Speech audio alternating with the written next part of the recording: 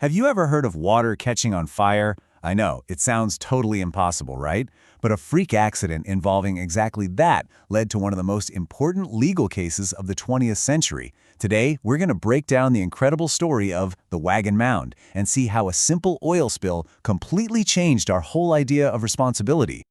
Okay, let's just jump right into the big question at the heart of this whole thing. Imagine you make a mistake, something careless but simple. What happens if that mistake kicks off a bizarre, completely unpredictable chain reaction that causes a ton of damage? Should you have to pay for all of it? This is the exact puzzle the courts had to figure out. All right, so our story begins not in some stuffy courtroom, but out on the water in Sydney Harbor, Australia. The year is 1951. So let's walk through how this all went down. It starts with the crew of a ship called the Wagon Mound. While they're refueling, they carelessly let a whole bunch of furnace oil spill right into the harbor. Over the next day, this big, gunky oil slick drifts across the bay and ends up coating a wharf owned by Mort Stocks. Now, the welders there, they see this mess and they ask, hey, is it safe to keep working? They're told, based on what everyone knew at the time, that this kind of oil on cold water just doesn't burn. So they get back to it. And this is the moment where a simple industrial spill turns into something way, way more dramatic. What's so wild here is this gap between what everyone thought was true and what actually happened. See, everybody knew furnace oil has a really high flash point. You can't just light it with a match, especially not when it's spread out on cold water. But what nobody saw coming was a stray piece of cotton waste floating in the water. A molten spark from the welding lands on it, and that piece of debris acts just like a wick in a candle, sucking up the oil and giving it just enough concentrated heat to ignite. And we're not talking about a little flare-up here. This was a catastrophe. The oil-fueled fire just engulfed the wharf, destroying it, and the ships that were being repaired there. An event that was considered basically impossible had just caused an incredible amount of damage. Which brings us right back to our legal puzzle. The ship's crew was obviously negligent for spilling the oil in the first place. But could they really be on the hook for a fire that nobody, not even the experts, thought was possible? This question ended up going to one of the highest courts in the entire British Commonwealth. Now, to really get why this case was so revolutionary, you have to understand the law as it was before this fire. The rule that used back then was simple and incredibly broad. It was called the direct consequence test. And it basically said that if your screw-up started a chain reaction, you were responsible for everything that happened as a direct result, no matter how weird or unforeseeable it was. If your action was the first domino to fall, you paid for where the very last domino landed.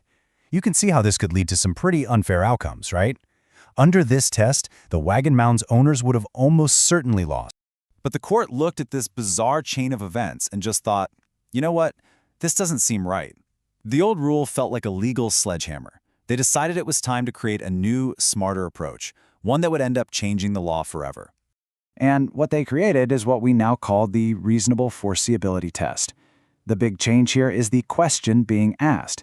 It wasn't, was the damage a direct result anymore? Instead, it became, was this type of damage a foreseeable result? The law would now hold you accountable, not for every freak accident, but for the kind of harm a reasonable person could have actually predicted. This slide shows you exactly how the court used this new logic. Let's walk through it. Step 1. Was spilling the oil a negligent act? Yeah, absolutely. Step 2. Was it foreseeable that all that thick oil would gunk up the wharf and cause fouling damage? Of course, that was pretty obvious. But then we get to the key part, step 3. Was it reasonably foreseeable that this specific kind of oil would catch fire on the water? And the court said no. Based on the science of the day, it just wasn't. So their conclusion? The ship owners were not liable for the fire damage. And this quote from the final judgment just nails it. The law should hold people responsible for the probable consequences of what they do. The stuff you could reasonably see coming. To ask for more than that, to hold them liable for the wildly improbable, the court said, is just too harsh. It's not fair. So why does a single case about an oil fire in Australia from over 70 years ago still matter so much? Well, because its ripple effect was just enormous. So what's the legacy here? The Wagon Mound basically threw out that old clunky domino effect rule and set up foreseeability as the new gold standard. It put a common sense limit on liability, so people couldn't be blamed for some infinite chain of crazy, unpredictable events. It brought a sense of fairness into the law by connecting responsibility to what a reasonable person could actually expect. This is a bedrock principle in courtrooms to this very day. And that leaves us with a modern version of the exact same puzzle. I mean, think about our world now, with AI, genetic engineering, all this complex tech.